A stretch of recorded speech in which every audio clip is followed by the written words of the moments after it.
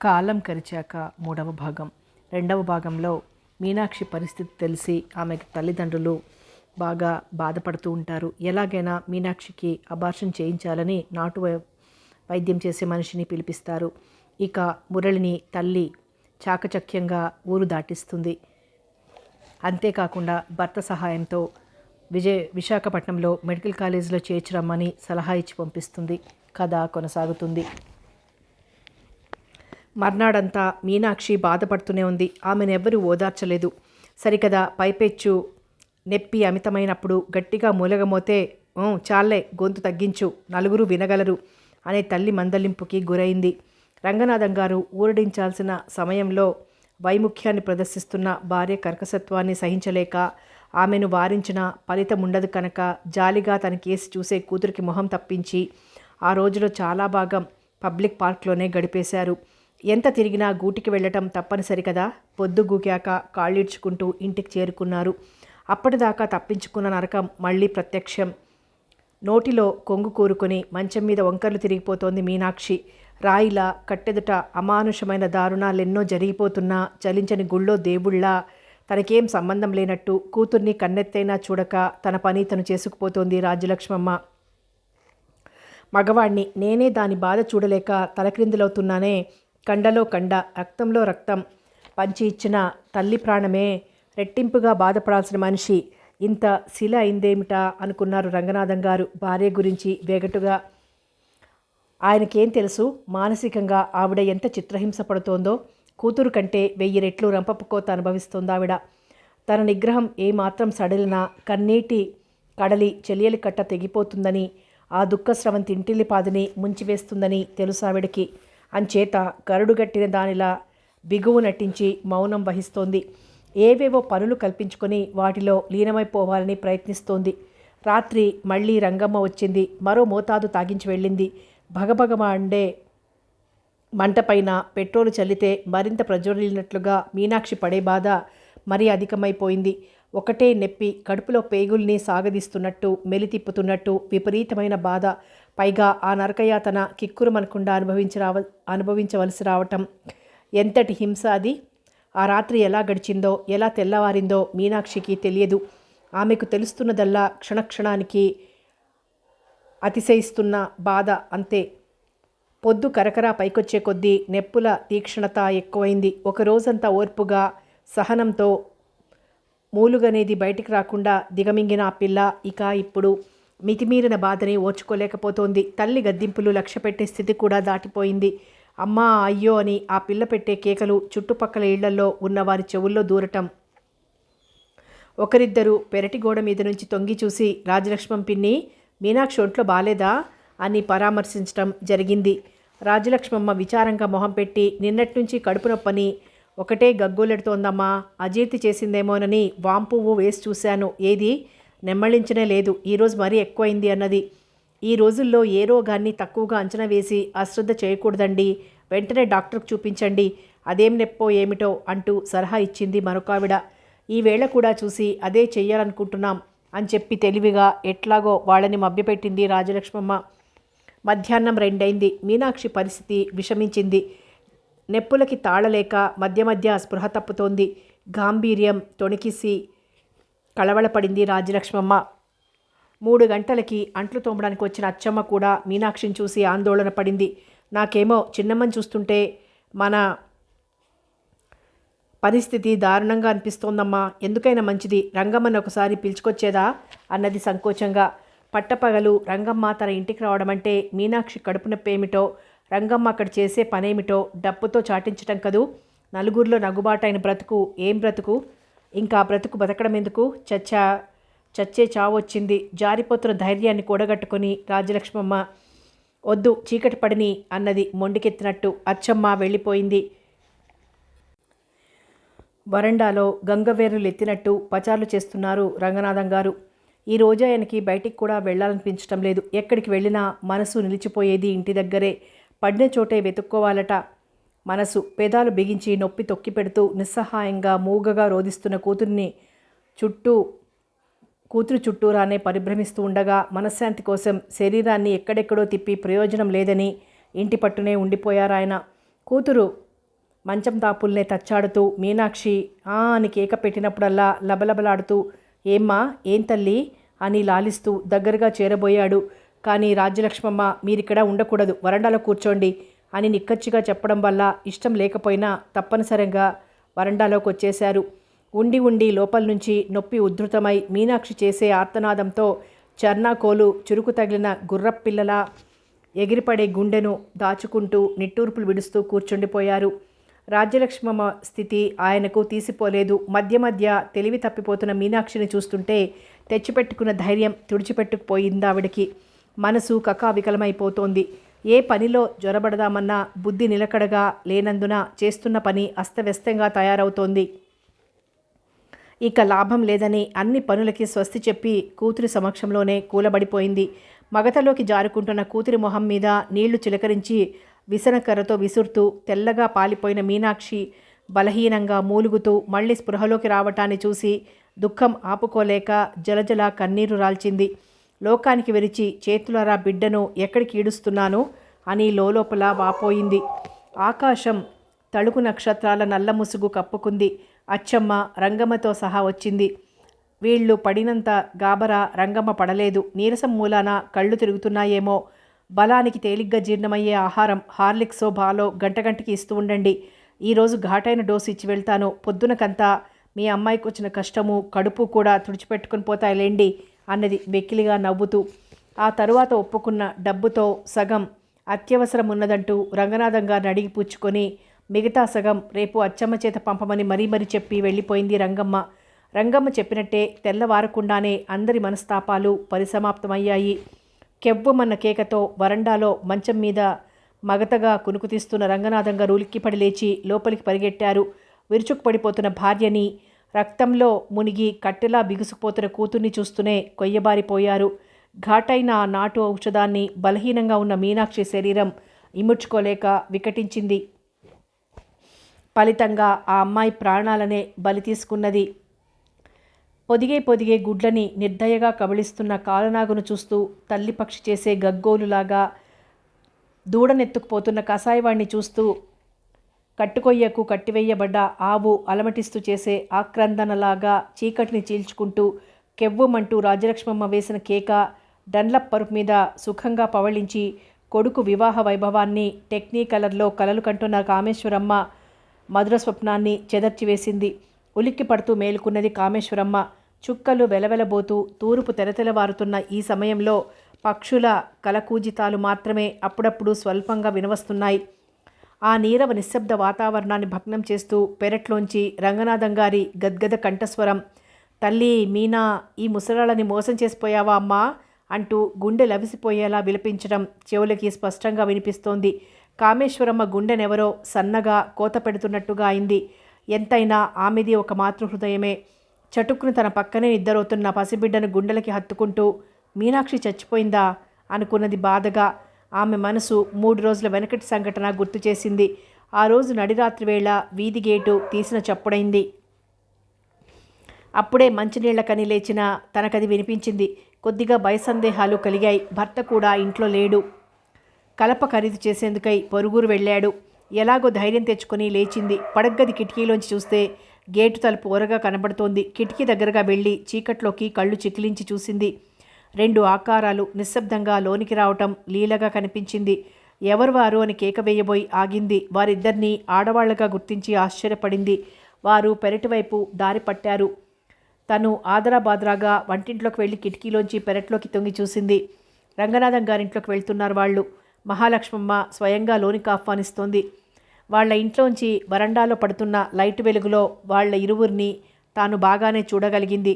ఒకరు తమ ఇంట్లో అంట్లు తోమే అచ్చమ్మ, రెండవ వారెవరో చెప్పును పోల్చుకోలేకపోయినా ఆ ఒడ్డు పొడుగు, ఆ పన్ను ఎత్తు ఎప్పుడో పరిచయమైన మొగమే అనిపించింది. వారికి అర్ధరాత్రి ఇక్కడేం పను అనుకుంటూ తిరిగి పక్క మీద వాలబోయే సమయానికి చప్పున జ్ఞప్తికొచ్చింది. ఆ రెండవ వ్యక్తి రంగమ్మ. రంగమ్మ ఒకానొక కాలంలో మంత్రసాని పనిచేసేది. వీధికో లేడీ డాక్టరు, మలుపుకొక నర్సింగ్ హోము వెలిసిన తర్వాత రంగమ్మ పని వెనకబడిపోయింది. ఇప్పుడేం చేసి బ్రతుకుతున్నదో కూడా కర్ణాకర్ణిగా తను వినే ఉన్నది.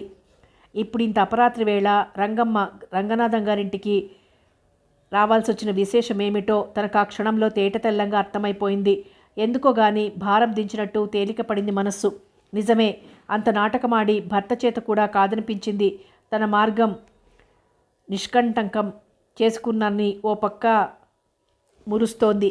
అయినా కొడుకు అంశ ఆ పిల్ల గర్భంలో పెరుగుతున్నంతకాలం దాన్ని సాక్ష్యంగా పెట్టుకొని ఎప్పుడు తమని వాళ్ళు రచ్చకీడుస్తారో అన్న శంక మరోపక్క జలగలా తనని పీడిస్తూనే ఉంది. అల్లరవటమే గనక సంభవిస్తే ఈ లోకులు అటు వాళ్ల పక్షము అవలంబించరు, ఇటు తమ పక్షాన్ని సమర్థించరు. తటస్థంగా ఊరుకున్నట్టు నటిస్తారు. కానీ ఆంతర్యంలో మురళినే అనుమానిస్తారు. మా పిల్లవాడు అమాయకుడు అంటున్న తమ ధోరణిని లోపలే దుయ్యబడతారు. పాపం ఆ పిల్లని మోసపుచ్చే ఉంటాడని తీర్మానిస్తారు. ఈ లోకం నైజమే అంతా. ఈ భీతి కూడా ఏమూలో పనిచేస్తూనే ఉన్నది. ఇక పర్వాలేదు, రుణశేషం శత్రుశేషం అన్నట్టు ఆ గర్భశేషం కూడా నిశ్శేషమైన తర్వాత ఇల్లు ఖాళీ చేసేయమని తాకీదిప్పించాలి. దాంతో తమ్ము పూర్తిగా ఆ బురద కడుక్కున్నట్టే అని ఎంతో సంతృప్తి పడింది తను. అప్పట్నుంచి రాజ్యలక్ష్మమ్మ ఇంటివైపు కన్ను చెవి వేసే ఉంచింది.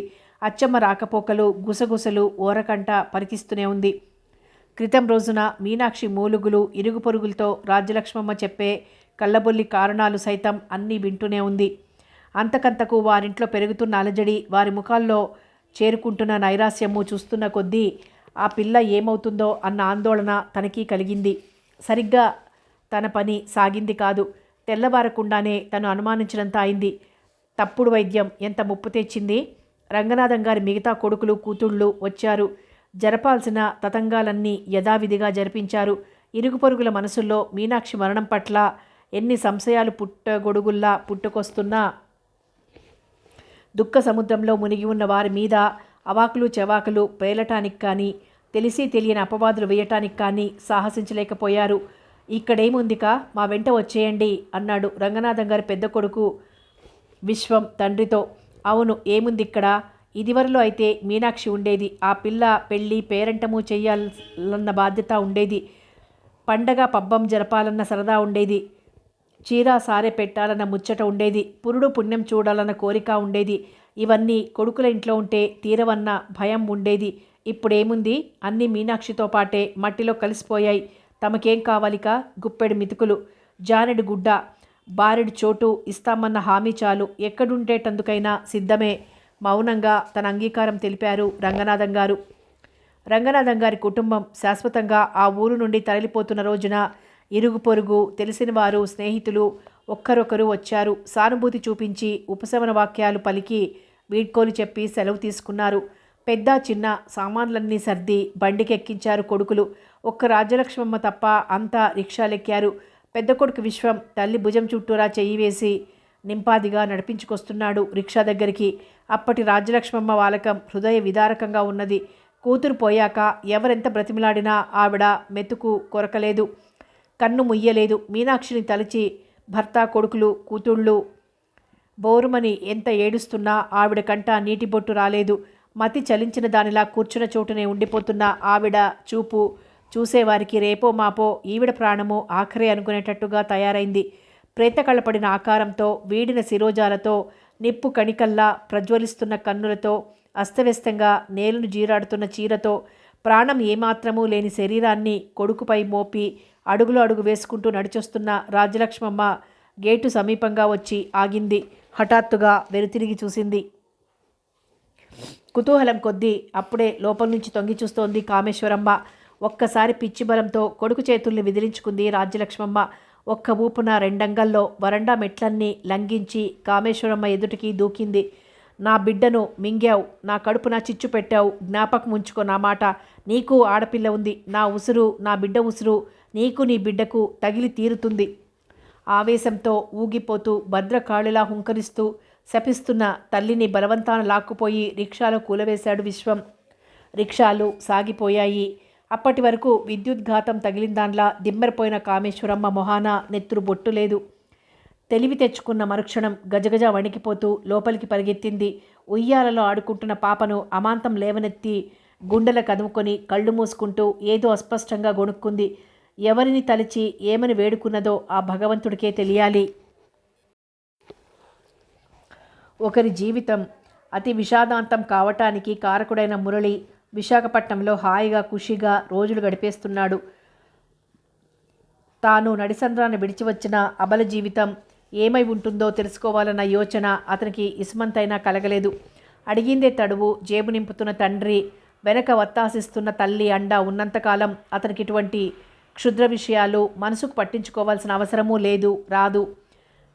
5 ఏళ్లు అట్టే విశేషాలేమీ లేకుండానే గడిచాయి. మురళి చదువు పూర్తయింది. హౌస్ సర్జన్ కూడా అక్కడే చేస్తున్నాడు.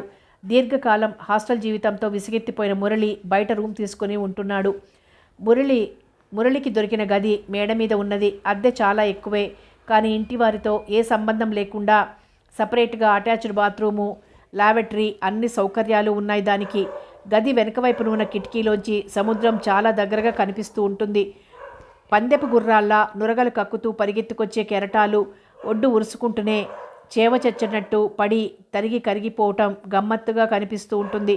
అప్పుడప్పుడు కల్లోల జలదిని అణిచివేసే వీర కిషోరాల్లా రయ్యమంటూ దూసుకొచ్చే స్టీమర్లు అంతలోనే దూరంగా కనుమరుగైపోతుంటాయి. ముఖ్యంగా పౌర్ణమి నాటి రాత్రి పూర్ణ సుధాకర తేజాన్ని నింపుకొని కోటి వెలుగులతో మెరిసిపోతున్న అంబరకన్యను చుంబించాలనే తపనతో సహజ గాంభీర్యాన్ని వీడి సముద్రుడు ఉత్తుంగ తరంగహస్తాలు చాచి సుదీర్ఘ విరహతప్త కంఠంతో ఘోషిస్తూ అందుకో చూస్తున్న దృశ్యాన్ని చూస్తూ నిదురమాట మరిచి రేయల్లా గడిపేయవచ్చును. మురళికి మాత్రం ఇవేవీ పట్టవు. ఫారెన్ మ్యూజిక్ హమ్ చేసే మురళి లయబద్ధమైన సాగర రవళి తలనొప్పి కలిగిస్తుంది. రికార్డు డ్యాన్సుల అభిమాని మురళికి విశృంఖల సముద్రపు నృత్యం విసుగు పుట్టిస్తుంది.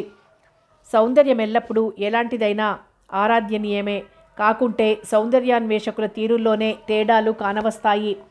వికసించే కుసుమాల్లోనూ ఉదయించే భానునిలోనూ పసిపాప బోసి నవ్వులలోనూ అందాలు ఏరుకొని ఆస్వాదించగలిగేవారు కొందరు. చిత్రకారుని చిత్రణలోనూ శిల్పకారుని శిల్పంలోనూ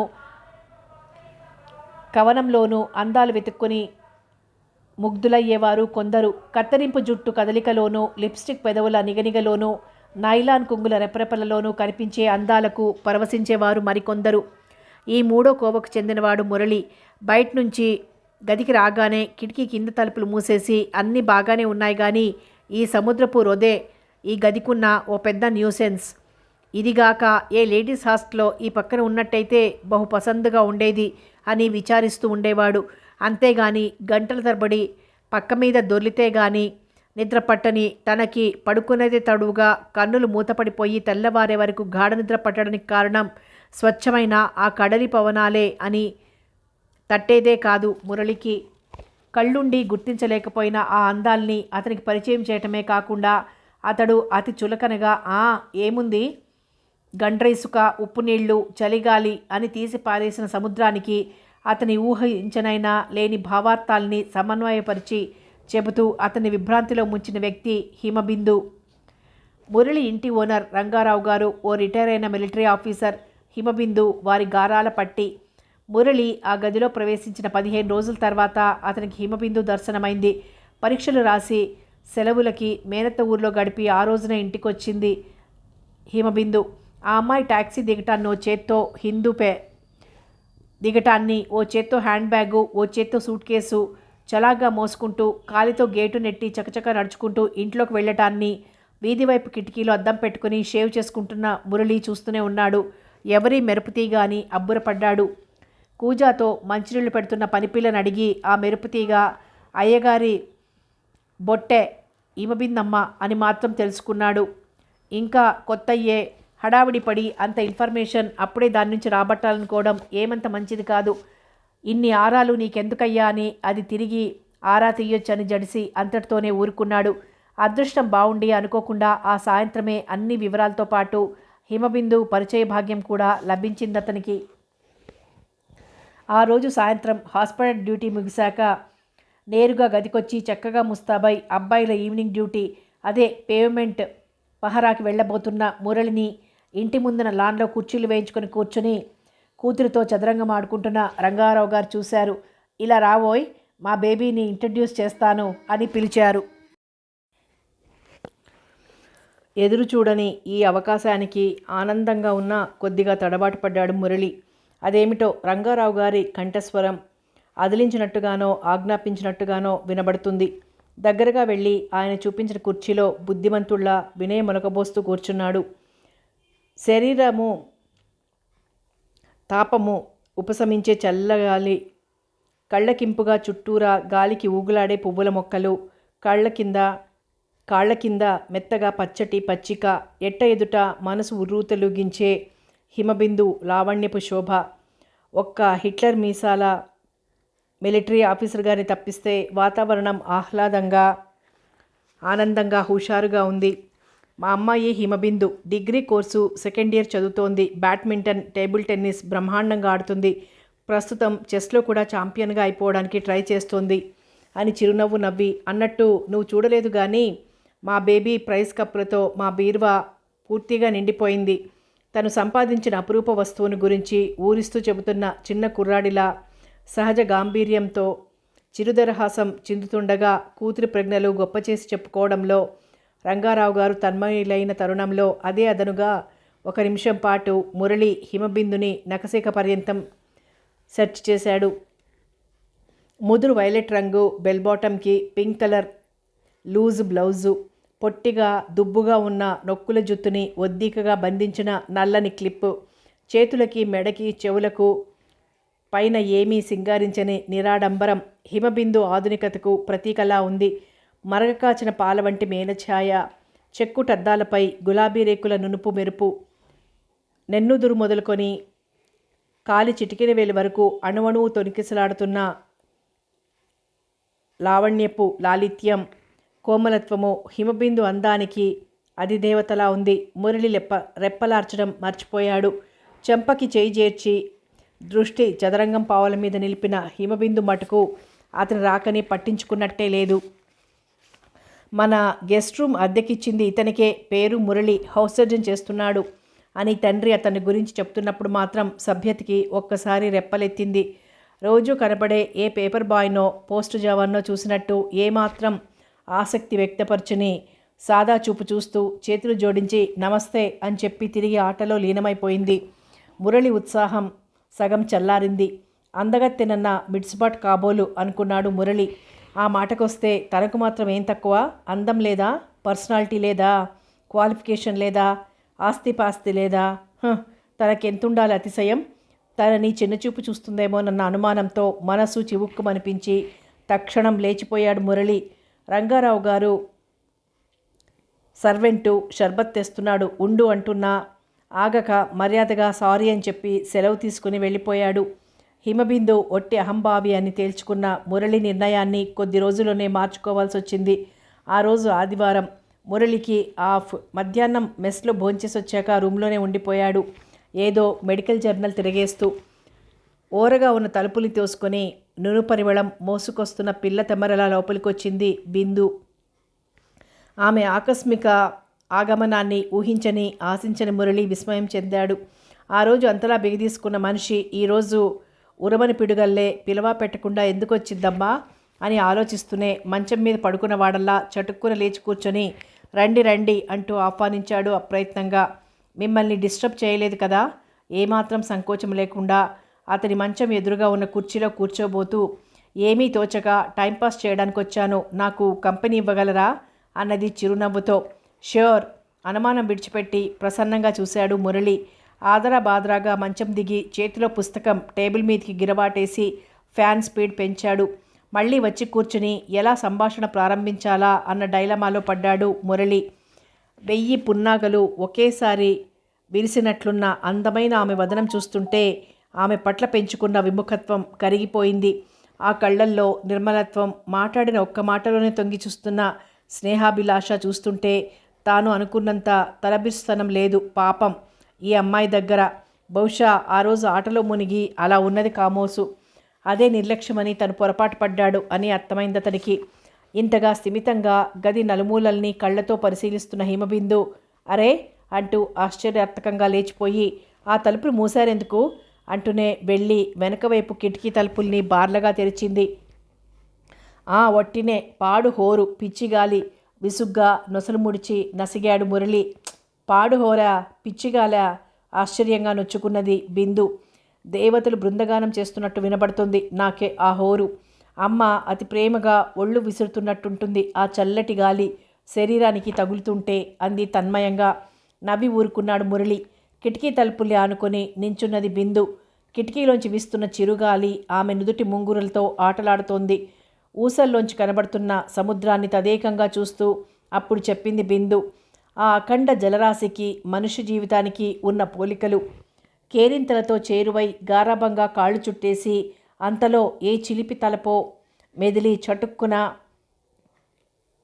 ఏ వలో చెరిపేసి కిలకిలలాడుతూ చేతికి దొరకకుండా పరుగులు పెట్టే పసిపాపల్లా మళ్ళీ గిలిగింతలతో రివ్వున గాలి కొంటెతనంగా తుంపర్లు పైకెగజిమ్మి గమ్మున వెనక్కి జారుకునే ఆ కెరటాలు మనిషి బాల్యదశకి ప్రతిబింబాలు. ఇంకొంచెం పైకి చూస్తే బ్రతుకులో డక్కా మొక్కీలు తిని భయంకరమైన చేదు అనుభవాలని జీర్ణించుకొని వెలుపలికి చెప్పుకోలేని వెదలని గుండెల్లో గుంబనంగా పొదువుకొని పైకి గంభీరంగా ప్రవర్తించే పెద్ద మనిషిలా అంతు తెలియని అగాధాలని ముంచివేసే సుడిగుండాలని మార్చివేసే దావానలాన్ని ఎన్నింటినో తన అడుగున దాచుకొని పైకి అతి ప్రశాంతంగా కనిపించే ఆ సముద్ర మధ్యం వ్యక్తి యొక్క ప్రౌఢత్వానికి చిహ్నం. ఇక ఇంకా దూరంగా చివరాకన్న నీలాకాశంలో లీనమైనట్టు భ్రాంతి కలిగించే క్షితిజాన్ని పరిగిస్తే జీవితాన్ని కాచి వడబోసి చివరికి మిగిలేది శూన్యమేనని, అంతా అనంతంలో కలిసిపోయేదేనని గుర్తించి ఆ జ్ఞానోదయంతో విరాగి అయి మహాయాత్రావధాన నిదానంగా సాగిపోయే వృద్ధునిలా ఆత్మ పరమాత్మ అని బాహ్యదృష్టికి ద్వివిధాలుగా అగుపడిన అంతర్నేత్రాలకు అవి రెండూ ఏకరూపమే అని చాటుతున్నట్లు సముద్రము నీలాకాశము కలిసిపోతూ మానవుని అంతిమ స్థితిని గుర్తుకు తెస్తోంది. కళ్ళు అరమూసి పారవస్యంగా చెబుతున్న బిందు వంక వింతగా చూస్తూ ఆశ్చర్యంగా విన్నాడు మురళి. టీన్స్ దాటని ఈ పిల్ల ఏ ట్విస్ట్ డ్యాన్స్ గురించో చెప్పక వయసు పండిన దానిలా ఆత్మ పరమాత్మ అంటూ వేదాంతం వల్లవేస్తుందేమిటి? విరాగిలా ఆ శూన్య అవలోకాలేమిటి? అంతా విన్నాక కొంచెం సేపాగి అడిగాడు. మీ మెయిన్ సబ్జెక్ట్ ఏమిటి? ఫిలాసఫీ. ఓ, అర్థమైనట్టు తలపంకించాడు. అతడు సబ్జెక్ట్ అడిగిన కారణం అప్పటికి బోధపడి పక్కుమన్నది బిందు. చిందులేసే నర్తకి కాలి అందెలు గల్లుమన్నట్టు. ఆ నవ్వుతో ఆమె మూడ్ మళ్ళీ మామూలైంది. నా అభిమాన విషయం అదే గాని నేను మాత్రం ఫిలాసఫర్ని కానండోయ్. పూర్తిగా ఇహలోక వాసనలకి సుఖాలకి లోబడిపోయిన సామాన్యురాల్ని అన్నది వాతావరణాన్ని తేలిక చేసేస్తూ. ఆ తర్వాత ఇద్దరు ఇష్టాగోష్ఠిలో పడ్డారు. చిత్రం ఏమిటంటే మాటలతో గారడి చేయగల మురళి అంతటి వాణ్ణి కూడా నోరు మెదపనీయకుండా కబుర్లు చెప్పగల దిట్ట బిందు. ఆమె ఉన్నంతసేపు ఆ ఊ అని తప్ప మారు మాట్లాడే సంధివ్వలేదతనికి. పైగా వెళ్తూ వెళ్తూ, చూశారా మీ గడుసుదనం, ఇంతసేపు నన్ను వాగించారే కానీ మీరొక్క మాటన్నా మాట్లాడారు కాదు అని నింద వేసి చక్కాపోయింది. వెర్రిమొహం వేసి చూస్తూ ఉండిపోయాడు మురళి. బిందు ఈ లోకంలో పడి కన్ను తెరవటం, ఆమె తల్లి ఏ లోకాలకో తరలిపోతూ కన్ను మూయటం ఏకకాలంలో జరిగినాయి. తొలి సంతానాన్ని అందుకున్న ఆనందం అనుభవానికి రాకముందే భార్యా వియోగ విషాదం రంగారావు గారిని ఉప్పెనలా ముంచెత్తివేసింది. భార్యని ఎంతగానో ప్రేమించిన ఆయన ఆ దుఃఖభారాన్ని తట్టుకోలేక చేస్తున్న ఉద్యోగానికి రిజైన్ ఇచ్చి మిలిటరీలో చేరిపోయి కుటుంబానికి వేధించుకు తింటున్న ఆ జ్ఞాపకాలకి దూరంగా పారిపోయాడు. తాత బామ్మల సంరక్షణలో పెరిగిన బిందుకి 10 ఏళ్ళు వచ్చే వరకు తండ్రంటే అప్పుడప్పుడు చుక్క రాలినట్టు చుట్టపు చూపుగా వచ్చి చూసిపోతుండే బంధువుగా మాత్రమే తెలుసును. ఇక రంగారావు గారికైతే కూతురు గతమనే గాయాన్ని మానుపట్టనీయకుండా కెలుకుతున్న ఓ ముళ్ళు. ఆ దృష్టితోనే ఇన్నేళ్లు రక్తంలో రక్తమైన ఆ పసి ప్రాణానికి సన్నిహితంగా రాలేకపోయారు, మమకారం పెంచుకోలేకపోయారు. రంగారావు గారు అనుకున్నారు తనకిక ఏ బంధనాలు వద్దని. అంచేత పునర్వివాహం చేసుకోమన్న తల్లిదండ్రులు బంధుమిత్రులు మాటల్ని వినిపించుకోలేదు. బిందుని దగ్గరికి చేర్చుకోలేదు. తల్లి తండ్రి ముదివగ్గులు కారు, ఆరోగ్యంగానే ఉన్నారు. మనవరాలి బాధ్యత వారే వహించగలరు, తనకే ప్రమేయము లేదు, ఉండకూడదు అని ఆయన వదులుకున్నట్టు ఊరుకున్న విధి ఊరుకోలేదు. విషజ్వరం వచ్చి 4 రోజుల తేడాతో తల్లి తండ్రి ఒక్కసారే పోవడంతో బిందు రంగారావు గారి కాళ్లకు సంఖ్యలైంది. కానీ కన్నులు విడవక మునపే కన్న కడుపున కమ్మదనాన్ని ఊహ తెలుస్తూనే సాకిన ఒడివెచ్చదనాన్ని కోల్పోయిన నిర్భాగ్యురాలు బిందు దుఃఖం తండ్రి యొక్క ఉదాసీనతని పారద్రోలి అభిమానానికి తావు చేసింది. గతంలో తగిలిన దెబ్బను తానొక్కడే ఒంటరిగా భరించాడు. కానీ ఇప్పుడు ఈ దుఃఖాన్ని పంచుకోను బిందు ఉంది అన్న భావన కలిగి ఆ సంఖ్యలలాగా కాక తనకు మిగిలిన ఒకే ఒక ఆత్మీయతను బంధంగా తోచి అన్నేళ్లు ఘనీభవించి ఉన్న మనస్సు కరిగిపోయాడాయన. కుమార్తెను ఒడిలోకి చేర్చుకొని పోయిన మనశ్శాంతి తిరిగి లభించినట్టు సంతృప్తి చెందాడు. అప్పట్నుంచి ఆయన ఆలోచనలకి ఆశయాలకి కేంద్ర బిందువైంది బిందు. తిరస్కారంతో అణిచి ఉంచటం వల్ల అన్నేళ్లు ఆయన హృదయంలో ఏమూలో నివురుగప్పినట్టుండిపోయిన ఆపేక్ష వాత్సల్యం వెల్లువలై ఉప్పొంగుతున్నాయి. ఆ తరుణంలో అదంతా ఒక్కమారే కుమ్మరించి బిందుని అపురూపంగా చూసుకోవచ్చు, అల్లారు ముద్దుగా సాకవచ్చు, పువ్వుల్లో పెట్టి పెంచవచ్చు. కానీ దాని ఫలితం మంచిగా ఉండకపోవచ్చు. బిందు పెంకిగా మూర్ఖంగా తయారయ్యే ప్రమాదం ఉంది. చేతులారా మనస్తాపాన్ని కొని తెచ్చుకున్నవాడవుతాడు అప్పుడు. రంగారావు గారు ఆ పొరపాటు చేయలేదు. చీకటైనా తన బ్రతుకుని వెలిగించే చిరుదీపం బిందు. ఆ దీపాన్ని ప్రజ్వలింప చెయ్యాలి, ప్రకాశవంతం చెయ్యాలే తప్ప ఇల్లంటించుకోకూడదు. ఎంతో నిగ్రహం పైన తన ప్రేమకి ముక్కుతాళ్లు వేసి మంచి మార్గాన నడిచేందుకు ఏ విధమైన శిక్షణ గరపాలో ఆ విధంగా బిందుని జాగ్రత్తగా పెంచారు రంగారావు గారు. మొగ్గని సహజంగానే వికసించనివ్వాలి కానీ ఓ పరిధిలో బిగించకూడదన్న తత్వం రంగారావు గారిది. ఇది ఆడపిల్ల, దీన్నొక రకంగా పెంచాలి, వీడు మగపిల్లవాడు, వీణ్ణి మరొకలాగా పెంచాలి అన్న భేదం పాటించలేదు. తన ఇష్టాలు ఆమె నెత్తిన రుద్దలేదు. మంచేదో చెడేదో మనస్సుకు హత్తుకునేలా విప్పి చెప్పి ఏ దారిని ఎంచుకోవాలో నిర్ణయాన్ని ఆమెకే వదిలేవారు. స్వాతంత్రం ఇస్తూనే బాధ్యతలు తెలియచెప్పేవారు. చిన్నతనంలో గంభీర స్వభావంతో ఉభావంగా ఉండే తండ్రి పట్ల బిందు భయభక్తులు మాత్రమే ప్రదర్శించినా ఎదుగుతున్న కొద్దీ ఆ గంభీరాకృతి వెనకాతల అంతరంగమంతా అనురాగమృతంతో నింపి తన కోసమే దాచి ఉంచిన ఆయన్ని అర్థం చేసుకున్న తర్వాత తండ్రిని శిక్షకుడిగానే కాక అత్యంత ఆప్తుడిగా, హితం కోరే మిత్రునిగా భావించి బెదురు వదిలి చేరువైపోయింది. పితృ పర్యవేక్షణలో తనదంటూ ఓ ప్రత్యేకత ఉన్న వ్యక్తిత్వాన్ని రూపొందించుకున్న బిందుకిప్పుడు 20 ఏళ్ళు. విద్యయందు శ్రద్ధ, తలచిన కార్యంలో చొచ్చుకుపోయే చొరవ, సాధించగలిగే నేర్పు, వాగ్ధోరణిలో చమత్కృతి, మనసును ఆకట్టుకునే చురుకుదనం, చూపు నాకట్టే రూపు, రేఖా విలాసాదులు ఆమె చుట్టూ ఓ మిత్ర బృందాన్ని చేర్చాయి. విశేషం ఏమిటంటే ఆ స్నేహితుల్లో ఆడపిల్లలు ఎంతమందో మగవాళ్ళు అంతమంది. ఇంకో విశేషం ఏమిటంటే తమకు లేని ఇన్ని అర్హతలు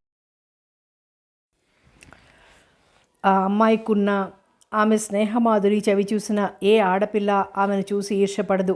పైపెచ్చు ఆమె స్నేహ భాగ్యం అబ్బినందుకు గర్వపడుతుంది. సగటు ఆడపిల్లల మగవాడిని చూడగానే మెలికలు తిరుగుతూ ముడుచుకోకపోయినా, ఎంత అధునాతనంగా అలంకారం చేసుకున్నా ఆమె సంస్కార ప్రవృత్తి ఎరిగిన ఏ మగవాడు పరోక్షంగానైనా ఆమె గురించి వేలెత్తి చూపించడు, విమర్శించడు, అసభ్యతగా మాట్లాడడు, పైగా గౌరవిస్తాడు. బిందు స్నేహశీలి, చైతన్య స్రవంతి. ఆమె యొక్క స్నేహ పుష్పంలో మురళికి సులువుగానే సీటు దొరికింది. అతను ఒకరోజు స్త్రీ పురుష సమానత్వం మీద మీ అభిప్రాయం ఏమిటి అని అడిగింది బిందు. వెంటనే సమాధానం ఇవ్వటానికి తబ్బిబ్బయ్యాడు మురళి. తరచూ సాయంకాలాలు రంగారావు గారు బిందు టీ తీసుకునే సమయాల్లో మురళిని కూడా కేకేయటం, కాలక్షేపంగా ఏదో పిచ్చాపాటి ముచ్చటించుకోవడం పరిపాటైంది. ఈ ముగ్గురు అలా సమావేశమైన సందర్భాల్లో సినిమాలు, స్వీట్సు లాంటి తేలికపాటి విషయాలు మాట్లాడుతూనే ఉన్నట్టుండి గబాలున టాపిక్ మార్చి గాఢ నిద్రలో ఉన్నవాణ్ణి ఒక్క ఉదుటన లేవదీసి 13 టక్కున చెప్పు అని నిలదీసినట్టు అమెరికా అప్పు గురించో, విశ్వనాథ కవిత్వం గురించో, డయాబెటీస్ రోగి పథ్యం గురించో, యాపిల్ చెట్ల పెంపకం గురించో, అరవిందుడి ఆధ్యాత్మిక చింతన గురించో, ఆడవాళ్ల హక్కుల గురించో, ఇదిగో ఇలాగే అతనికి నలుగుడు పడని చర్చలోకి లాగి మురళిని కంగారు పెట్టేస్తుంటుంది బిందు. అయినా ఆడది మగాడు సమానమెలా అవుతారు? మగాడు జుట్టు పట్టుకుని బయటికి ఈడిస్తే కాళ్ళు పట్టుకుని వేళ్లాడి ఈ పాదాల దగ్గర ఇంత చోటిమ్మనే పరాధీన అతనితో సమానం ఎలా అవుతుంది? కనుచీకటి పడితే మగతోడు కూడా లేకుండా 10 అడుగులు ముందుకెయ్యలేని అబల ఎన్ని పుటాలు వేస్తే అతనితో సమానం అవుతుంది? పలుకులొచ్చిన చిలకకి గిరాకి ఎక్కువట. చదువొచ్చిన పిల్లయితే రేపు దక్షిణతో సహా దానం పట్టే వరుడికి మోజుగా ఉంటుంది. కన్న పాపానికి తండ్రి చదువు చెప్పిస్తుంటే ఆ విద్యను చూసుకొని ఇల్లు చక్కబెట్టించుకోవడంతో ఆగక ఆర్థిక స్థితి కూడా మెరుగుపరుచుకునే నిమిత్తం భర్తలు భార్యల్ని ఉద్యోగానికి పంపుతుంటే ఆ ఉద్యోగాల అండను చూసుకునే పెంపుడు కుక్కను వెంట తిప్పుకుంటున్నట్టు మగవాడు సరదాకి తనతో పాటు ఆడదాన్ని బయటకు రానిస్తుంటే ఆ స్వేచ్ఛా స్వాతంత్రాల రుచి వంటబట్టించుకొని మేము మగవాళ్లతో సమానమంటూ వెన్ను విరుస్తూ ఆత్మవంచన చేసుకుంటున్న ఆడవాళ్ల వెర్రిబాగులతనానికి నవ్వొస్తోంది. కట్టుకొయ్యకు కట్టిపడేసిన ఆవు లాంటిది ఆడది. కాకపోతే ఈ మధ్య దయతలిచి ఆ కన్నెదాడు కొంచెం పొడవు చేశారంతే. మగవాడు తలుచుకుంటే అది కుచించటం చిటికెల్లో పని. కానీ నా అభిప్రాయం ఇది అని పైకంటే హిమబిందు తనని బ్రతకనిస్తుందా? విరుచుకుపడదు. ఆనాటి రుద్రమ, ఝాన్సీ రాణి మొదలు ఈనాటి ఇందిరాగాంధీ, గోల్డా మేయర్ వరకు ఎన్ని పోలికలు తెస్తుంది, ఎన్ని ఉదాహరణలు ఇస్తుంది. స్త్రీకి సహనం ఎక్కువ, త్యాగము, దయ, క్షమ ఈ గుణాలతో ఇంతవరకు పురుషుడి ఆగడాన్ని సహించి క్షమిస్తోంది. ఆడది కళ్ళు తెరిస్తే రుద్రమూర్తి అయి హుంకరిస్తే ఆ ప్రళయ జంఝామారుతంలో పురుషుడు అడ్రస్ లేకుండా కొట్టుకుపోతాడు. సృష్టి స్తంభించిపోతుంది అంటూ ఆరితేరిన ప్లీడర్లా దణదణ వాదించి తనని ఊపేయదు. అలాంటప్పుడే తన పని ఇరకాటాన పడుతుంది. అటు ఆమె వాదన ఖండించలేడు, ఇటు తన మాట సమర్థించుకోలేడు. అందుకే ఏ పేచీ లేని ఉత్తమమైన పద్ధతి ఎప్పుడో ఎన్నుకున్నాడతను. సందేహం ఎందుకు? స్త్రీకి ఆలంబనం పురుషుడు, పురుషుని మనుగడకు మూలమే స్త్రీ. ప్రకృతిలోనే ఇరువురికి సరిసమానమైన ప్రాధాన్యత ఉన్నప్పుడు హెచ్చుతగ్గుల అనుమానానికి ఆస్కారం ఏముంది అంటూ ఆమెతో ఏకీభవించి వాదన పెరగకుండా విరక్కొట్టేశాడు. ఆ మనిషిలోని మడిసిని ఎరుగని బిందు అతని భావప్రకటన విశాలతకి సంతోషించింది. క్రిందటి రోజు తమ కాలేజీలో ఈ అంశంపైన డిబేటింగ్ జరిగింది. మాంసం తినేవాళ్ళు అహింస గురించి ఉపన్యసించినట్టు వక్తల్లో చాలా భాగం పురుష పుంగవులే. కానీ పాపం ఎవరూ భూమికల్ని దాచుకోవడానికి ప్రయత్నించలేదు. కాకపోతే చెప్పటంలో కొంచెం తేడా కనిపించింది అంతే. ఒకడు మగవాడి కంటి కొనచూపు ఆజ్ఞకు బద్దురాలై ఉండాల్సిన పిపీలికం లాంటి ఆడది నేను నీతో సమానమేననటం మగజాతికి అవమానం అంటూ మొరటుగా హుంకరిస్తే, ఒకడు యుగ యుగాలుగా పురుషుణ్ణి ప్రత్యక్ష దైవంగా పూజిస్తూ సేవిస్తూ పునీతమై తరించి దివ్యమవుతున్న ధన్యమవుతున్న స్త్రీజాతిలో ఇప్పుడిలా స్వాతంత్రకాంక్ష ప్రబలటం దేశానికే ముప్పని, గౌరవప్రదమైన మన సంస్కృతికే తీరని కళంకమని పాలిష్డ్ లాంగ్వేజీలో వాపోయాడు. మనసా మృదువు, దేహమా సున్నితం, ఇక మేద చూద్దామా, పప్పుచారు సాంబార్ పొడి అంటూ వంటింటిని దాటిపోని తెలివితేటలు. అలాంటి ఆడవాళ్లు మాతో సమానమవటం హాస్యాస్పదం అని ఇంకొందరు మాట్లాడితే, నూటికో ఝాన్సీ లక్ష్మీబాయి, కోటికో మేడం క్యూరీ నారీలోకంలో ప్రభవించినంత మాత్రాన మురిసిపోయి గర్వించి కొమ్ములు ములిపించుకొని మీతో మేము సమానమంటూ మాతో పోటీకి దిగే బదులు ప్రతి మహిళ అంత వారవటానికి ప్రయత్నిస్తే ముందు ముందైనా మమ్ముని అందుకోగలరేమో అంటూ సానుభూతితో సలహా ఇచ్చాడు మరొకడు. ఇక చర్చల్లో పాల్గొన్న ఒకరిద్దరు ఆడపిల్లలు తోడేళ్ల గుంపు ముందు కుందేలు పిల్లల్లా జంకుతో నచ్చులు కొడుతూ ఏదో మాట్లాడబోయినా అక్కడ విన్నవాళ్ళు వినవచ్చిన వాళ్ళు మచ్చుకులేరు. తనకెంతో జాలేసింది, పౌరుషం అనిపించింది. అయినా తనిప్పుడు వాళ్ల వాదన ఖండించబూనుకోలేదు. వాళ్ల గోలతో తన గోడు కలిసిపోతుంది తప్ప ప్రయోజనం లేదని.